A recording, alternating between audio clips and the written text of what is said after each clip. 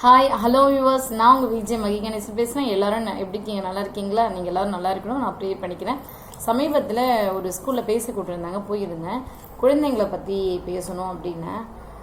குழந்தைங்களை பற்றி எவ்வளோ வேணால் பேசலாம், குழந்தைங்கிட்ட தாங்க நம்மளால் பேச முடியாது அப்படின்னு சொல்லியிருந்தேன்.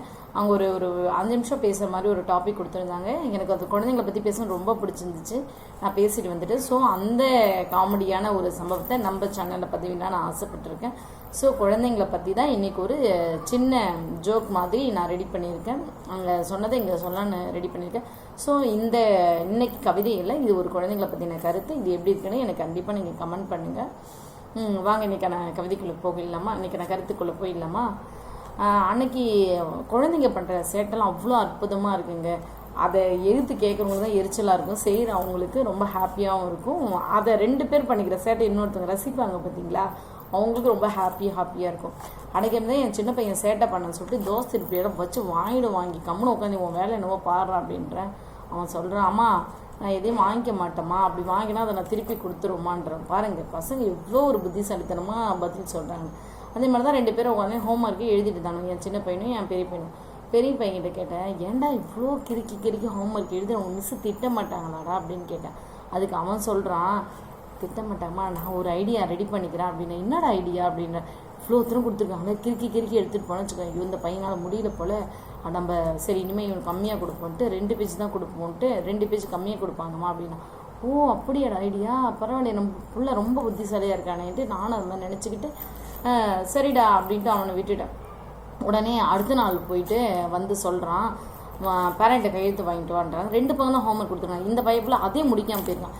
ஏன்டா 2 பக்கம் தாண்டா கொடுத்தாங்க, அதையும் நீ ஹோம்ஒர்க் முடிச்சுட்டு தாண்டா போயிருக்கணும் அப்படின்னு நான் கேட்குறேன்.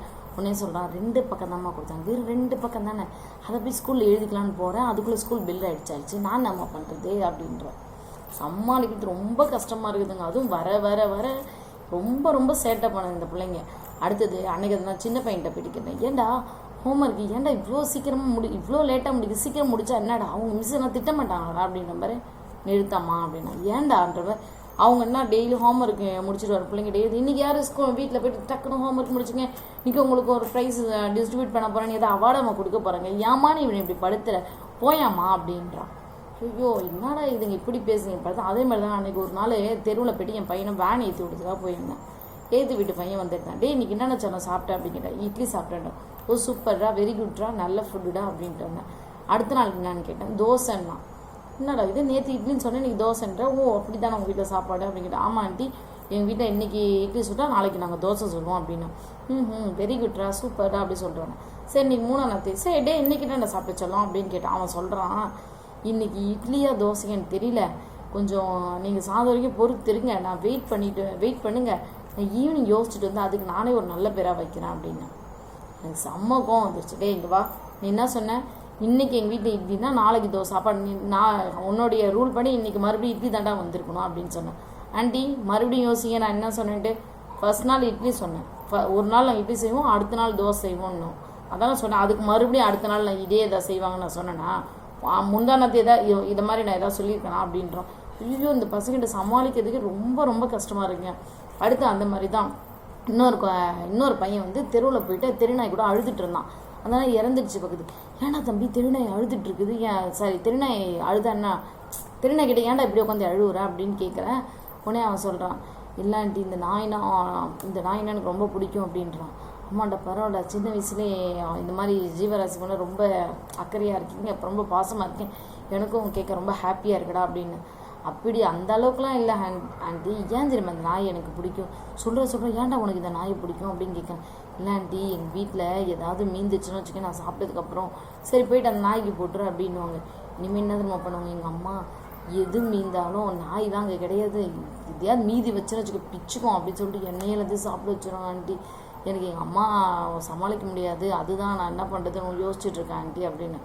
இந்த பசங்க வந்து எனக்கு ஒரு கருத்து ஞாபகம் வருதுங்க. அன்னை தெரசா அவர்கள் தான், கருவுற்றால் ஒரு பிள்ளைக்கு தாயாகலாம், நீ கருணையுற்றால் 1000 பிள்ளைக்கு தாயாகலாம்னு சொன்ன அந்த வாசகம் எனக்கு ரொம்ப பிடிச்சிருக்கு. இந்த குழந்தைகள் இருந்ததும் அந்த வாசகம் வந்துச்சு.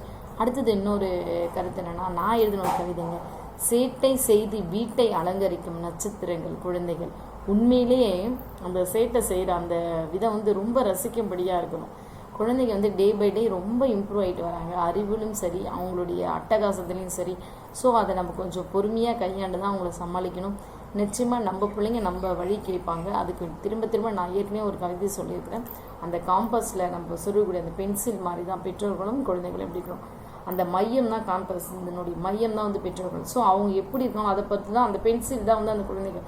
ஸோ நீ அந்த காம்பஸை வரையும் போது அந்த மையமாக இருக்க அந்த பெற்றோர்கள், அந்த காம்பஸினுடைய மையம் விலகிச்சனாலும் அந்த பென்சிலும் விலகி ஷேப் மாறிடும். ஸோ நம்ம பெற்றவங்க எந்த விதத்தில் இருக்கோமோ அப்படி தான் நம்ம பிள்ளைங்களும் வருவாங்க. இதோட இந்த உரையை நிறைவு செய்கிறேன். இது போன்ற கருத்துக்கள் போட்டாலும் நான் என்னுடைய சேனலில் பதிவிடுறேன். நல்லா இருக்குன்னா நல்லா இருக்குது சொல்லுங்கள், நல்லா இல்லைன்னா அதுக்கு இன்னும் எப்படி பெட்டராக பண்ணலான்னு எனக்கு ஐடியாவை கொடுங்க. உங்களுடைய ஆதரவுக்கு என்னுடைய மனப்பூர்வமான நன்றிகள். இந்த சேனல் பிடிச்சிருந்தா உங்களுக்கு சப்ஸ்கிரைப் பண்ணுங்கள், லைக் பண்ணுங்கள், உங்கள் ஃப்ரெண்ட்ஸ் அண்ட் ஃபேமிலிக்கு ஷேர் பண்ணுங்கள். தேங்க்யூ.